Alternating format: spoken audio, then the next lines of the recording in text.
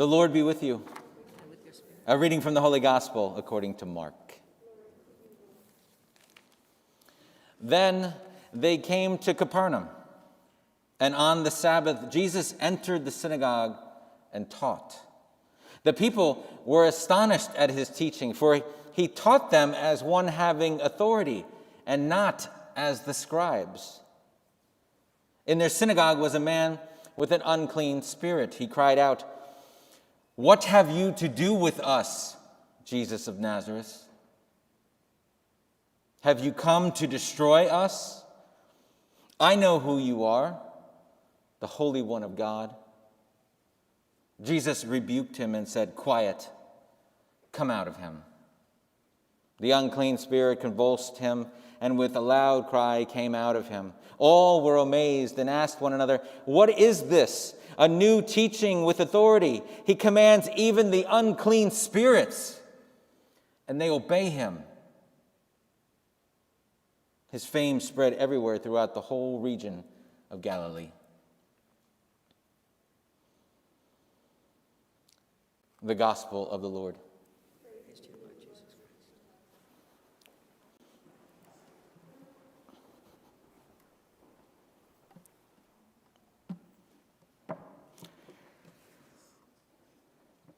He commands even the unclean spirits, and they obey him.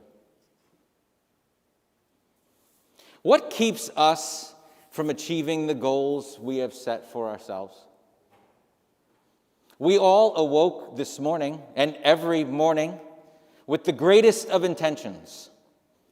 We did not make the rules that govern the universe, but we make the rules that govern our own hearts.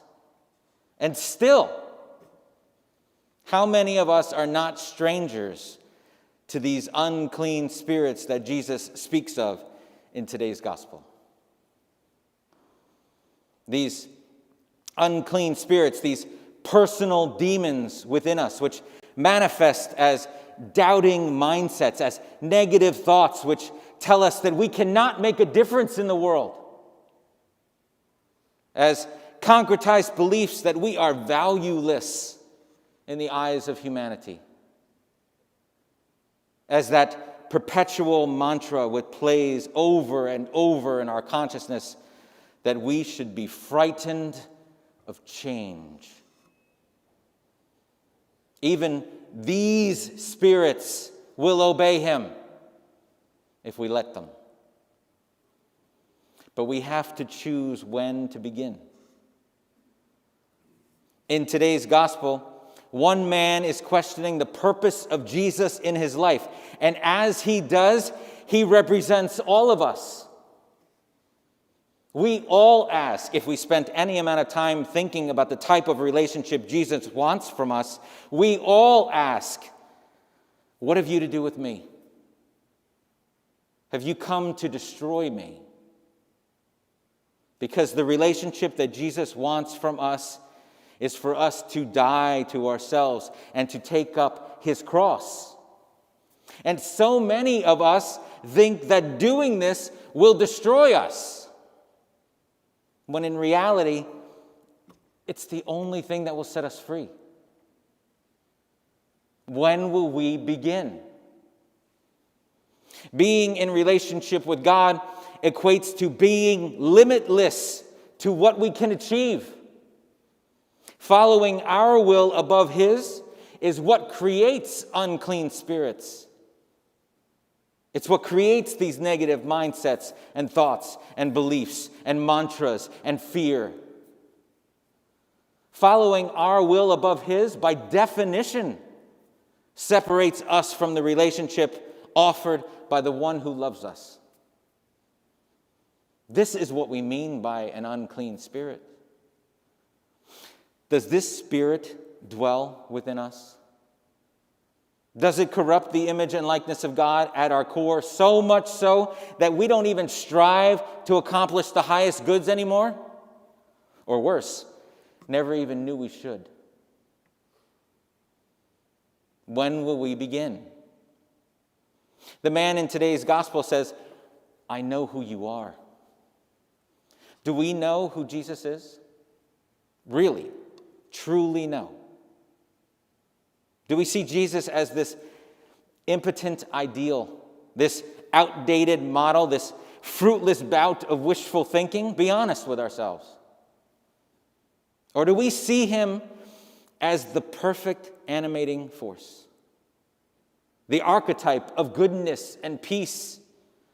Do we see him as someone we take at his word when he tells us, I am the way and the truth and the life?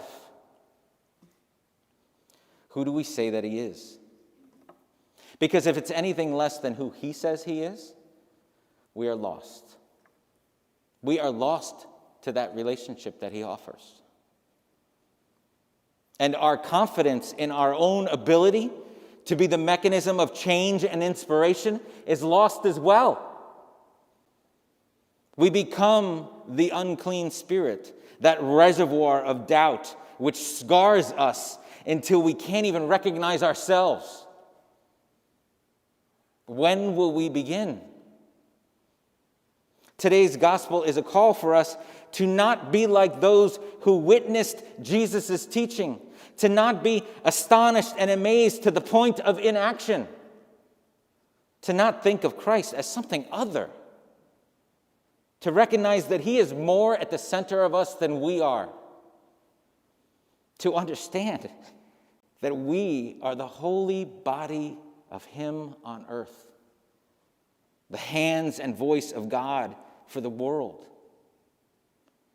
This is who he calls us to be. This is what is meant to be in relationship with him. When will we begin? The entire history of the world, every truth started as a blasphemy. The doubt that we have within us, the voice that tells us that we aren't good enough, the day we decide to overcome that voice, our minds will call us blasphemers. But if you let him, Jesus will say with the full force of heaven, quiet, and come out of my child. The day we recognize, the day we acknowledge that image and likeness of God at our center, that spark which animates us not to do great things, but to do normal things with great love, that spark will light the world. And because of our efforts, all of humanity will discover fire for the second time. And if this sounds like wishful thinking to many of us, I assure you it is. When the burden of its success is on our shoulders, when the burden of its success is the responsibility of us who struggle with relationship with God, when the burden of success is placed on us who begin the day with great intentions but are then paralyzed to the point of inaction because of our fear. But the burden is not placed upon us. It is effortlessly held by the spark that dwells within you. Allow this spark to light our way. We know it's there. We need only look for it. We need only acknowledge it and ask it to set us free.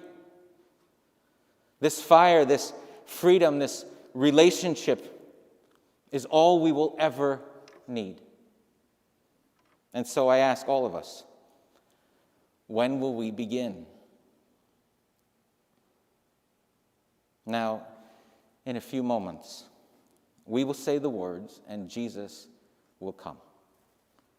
It is my prayer that at our reception of the Eucharist this day, we may show our scars of doubt to Jesus, and he may set us free.